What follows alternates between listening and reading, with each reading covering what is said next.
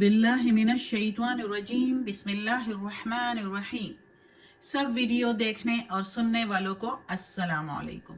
हमारे चैनल के प्यारे व्यूवर्स, आज हम तिलावत करेंगे सूरे हूद की आयत नंबर 10, 11 और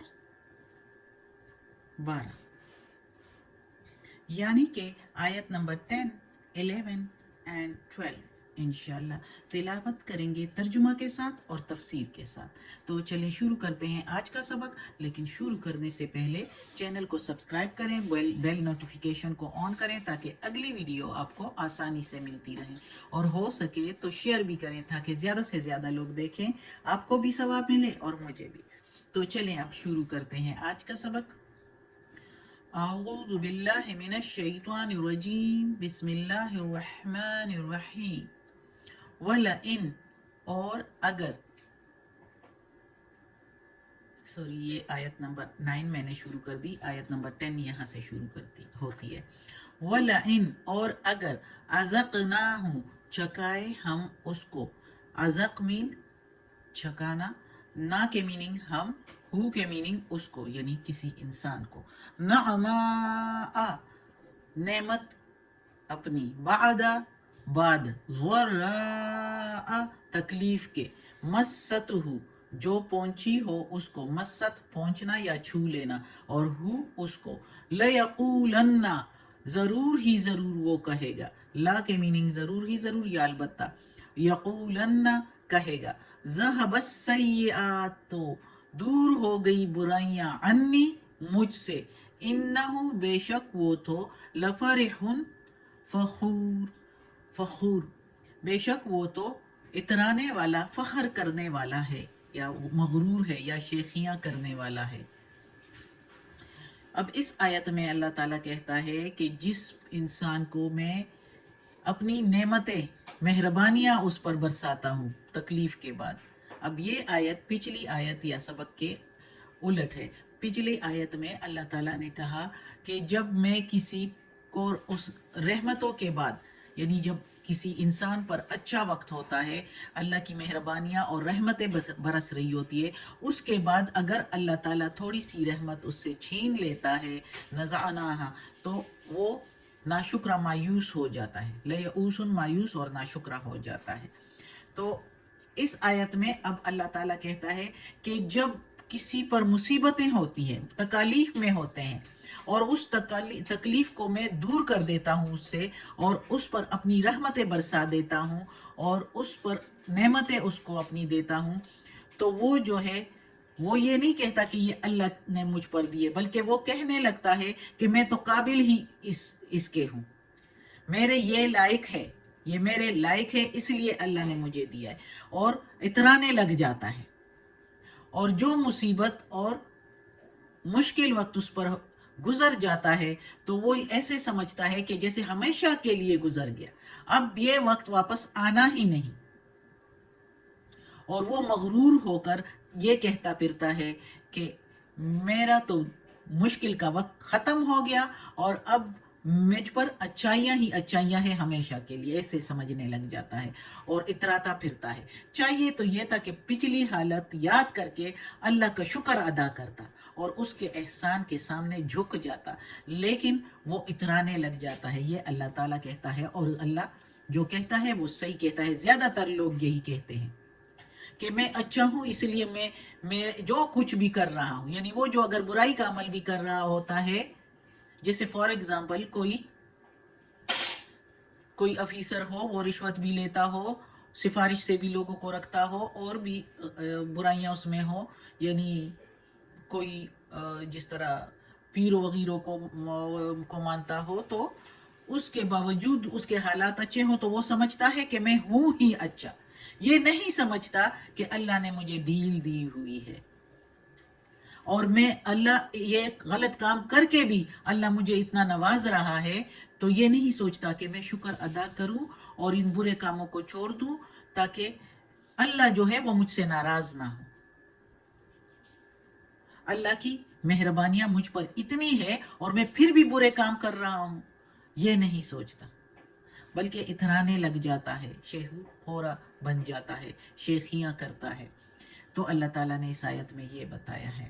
اب اگلی آیت ہے إِلَّا الَّذِينَ صَبَرُوا، مگر وہ جو صبر کرتے ہیں، وَعَمِلُوا الصَّالِحَاتِ اور عمل کرتے ہیں صالح، اولئک وہی تو ہے، لہم ان کے لیے، لہم مغفرۃ ان کے لیے ہے بخشش، مغفرۃ و اجر کبیر، بخشش ہے اور اجر ہے بڑا، بدلہ، اجر مطلب ثواب یا بدلہ، اور کبیر بڑا.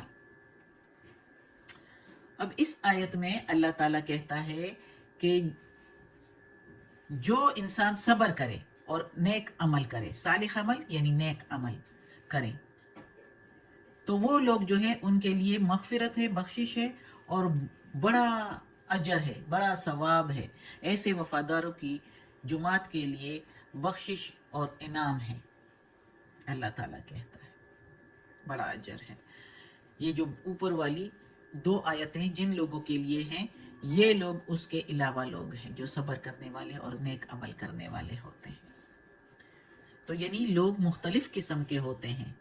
اللہ تعالیٰ نے بھی بیان کیا ہے کہ ایسے بھی ہوتے ہیں، ایسے بھی ہوتے ہیں، اور اس طرح کے بھی ہوتے ہیں. اب اگلی آیت ہے فَلَعَلَّكَ، بس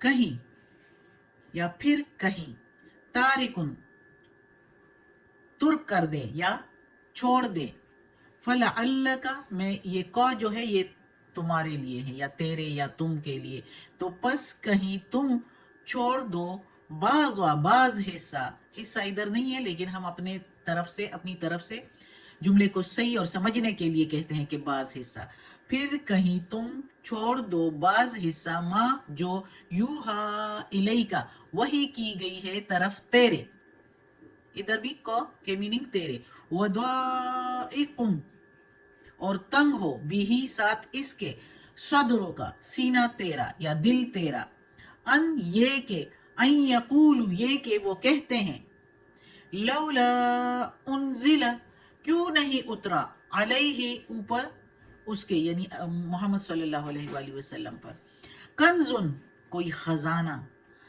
کوئی ادھر نہیں ہے، کنزن خزانہ، یعنی کیوں نہیں اترا اوپر اس کے یعنی اوپر آپ کے خزانہ، او جاء یا آیا، معہو ساتھ اس کے، ملک کوئی فرشتہ، اور تنگ ہوتا ہے ساتھ اس کے دل تیرا یہ کہ جب وہ کہتے ہیں کیوں نہیں اترا اوپر تمہارے کوئی خزانہ یا آیا ساتھ تم اس کے کوئی فرشتہ، ادھر اس کے ہیں، لیکن میں تمہارے اس لیے کہتی ہوں کہ ادھر سمجھ آ جائے. ادھر یہ ہے کہ مشرکین مکہ کہہ رہے ہیں کہ ساتھ اس کے کوئی خزانہ کیوں نہیں اترا، یا آیا اس کے ساتھ کوئی فرشتہ کیوں نہیں. انما بے شک جو انتا تم ہو، نذیر ڈر سنانے والے، تم تو ڈر سنانے والے ہو، واللہ اور اللہ علی اوپر، کل ہر شیئن چیز، شیئن وکیل ہر چیز پر کارساز ہو، اور اللہ ہر چیز پر کارساز ہے. اب اس آیت میں اللہ تعالیٰ محمد صلی اللہ علیہ وآلہ وسلم کو ایک قسم کی تسلی بھی دے رہا ہے، اور اس آیت کو کی تفسیر سمجھنے کے لیے ہمیں تھوڑی سی اس وقت مکہ کے حالات پر جو ہے تھوڑی سی نظر ڈالنی پڑے گی کہ مشرکین مکہ کس طرح کی باتیں کیا کرتے تھے. تو اس میں یہ ہے کہ محمد صلی اللہ علیہ وآلہ وسلم کے دل میں کہیں کچھ گزرا ہوگا، جو اللہ تو سنتا ہے دلوں کی بات بھی، جو اللہ نے پھر ان کو تسلی دی کہ غم نہ کر، تو کیوں کڑتا ہے ان باتوں پر، وہ جو کہتے ہیں. تو مکہ کے مشرکین جو ہے وہ شرک اور بت پرستی میں اس حد تک بڑھ گئے تھے کہ وہ بت پرستی کے خلاف کوئی بات بھی نہیں سننا چاہتے تھے، اور محمد صلی اللہ علیہ وآلہ وسلم جو اللہ کا پیغام دیتے تھے تو وہ تو بت پرستی کو جو ہے چھوڑنے کا کہتے تھے، بت پرستی سے منع کرنے کا کہتے ہوتے تھے. تو مکہ کے مشرکین اس باتوں سے، اس منع کرنے سے غیظ کھاتے تھے، غصے میں آ جاتے تھے، اور مشرکانہ خرافات پر جس قدر ان کو سمجھایا جاتا تھا تو وہ اس قدر جو ہے غصے کی آگ سے بھڑکتے تھے.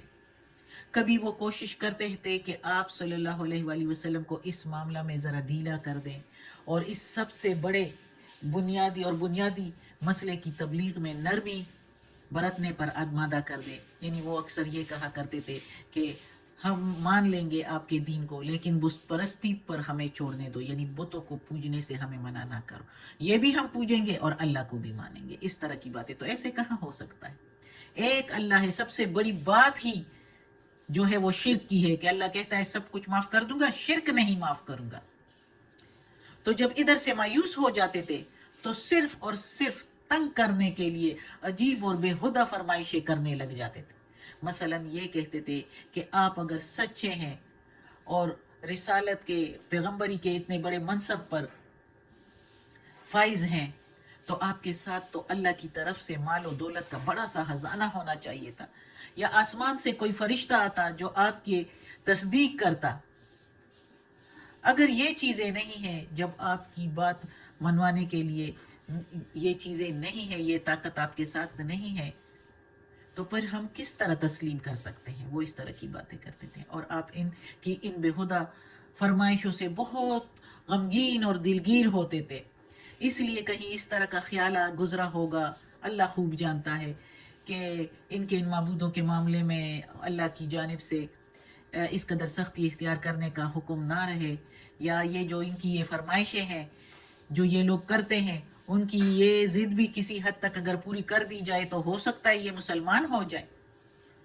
یہ سوچ ہو سکتا ہے دل میں گزرا ہو. تو اللہ تعالیٰ نے یہ آیت نازل فرمائی محمد صلی اللہ علیہ وآلہ وسلم کی تسلی کے لیے کہ اے میرے پیارے نبی، تم تو ڈر سنانے والے ہو، یعنی میرا پیغام پہنچانے والے ہو، دوزخ کا حال ان کو بتانے والے ہو. حالانکہ محمد صلی اللہ علیہ وآلہ وسلم کو اللہ تعالیٰ نے اس قرآن میں بہت جگہوں پر یہ بتایا ہے، یہ اللہ تعالیٰ کا کلام میں ہے کہ ساتھ ہی خوشخبری دینے والا بھی ہے، جنت کی خوشخبری دینے والا اور احکامات پہنچانے والا. لیکن ادھر اللہ تعالیٰ نے صرف ڈر سنانے والا بتا کے کہ یعنی اللہ کے پیغامات پہنچانے والا ہے، دوزخ کا حال ان تک پہنچانے والا ہے کہ یہ دوزخ کے عذاب سے ڈر کے اللہ کے سیدھے راستے پر آئے. چونکہ ادھر وہ اس طرح کی غلطیاں کر رہے ہیں تو اللہ تعالیٰ نے دوزخ سے ڈرایا ہے کہ بے شک تو ان کو ڈر سنانے والا ہے، میرا پیغام پہنچانے والا ہے.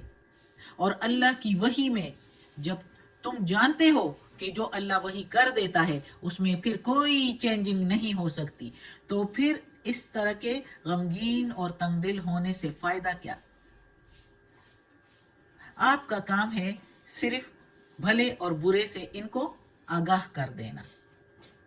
ان کی ہدایت کی ذمہ داری آپ پر نہیں ہے. اللہ تعالیٰ جس کے سپرد ہر چیز ہے، جس کے ذمہ ہر چیز ہے، ان کا معاملہ بھی اسی کے ذمہ ہے. اور صبر اور استقامت کے ساتھ فرائض تبلیغ کی انجام دہی میں آپ ثابت قدم رہیں اور ان کے ان باتوں سے آپ غمگین نہ ہوں، کارساز میں ہوں. یہ اللہ تعالیٰ نے محمد صلی اللہ علیہ وآلہ وسلم کو تسلی دی اور اس آیت میں کہ اپنا کام یعنی تبلیغ کرتے رہیں. جو کوئی مانتا ہے تو مانے، جو نہیں مانتا اور اس طرح کی فرمائشیں کرتا ہے تو ان کے لیے اللہ ہے. پھر صدق اللہ العظیم. یہ آج کا سبق ختم ہوتا ہے. اللہ ہمیں توفیق دے اس قرآن مجید کا ترجمہ مکمل کرنے کی اور اس پر عمل کرنے کی توفیق دے. یا پروردگار، یا رب العالمین، یا مالک یوم الدین، یا علی کل شیء قدیر. یا اللہ یہ تیرے کلام قرآن مجید کی تلاوت کی ہے ترجمہ تفسیر کے ساتھ. یا اللہ اس کے زیر زبر پیش میں تلفظ میں اس ترجمہ اور تفسیر میں اگر کوئی غلطی ہوئی ہو تو معاف کر دینا. تو معاف کرنے والا مہربان ہے، غفور الرحیم ہے. اور یا اللہ ہمیں عافیت والے معاملات دے، ہماری بیماریاں، تکالیف، پریشانیاں اور برائیاں ہم سے دور کر دے. یا اللہ یا پروردگار ہمیں اپنے نیک اور صالح لوگوں میں شامل کر دے. آمین.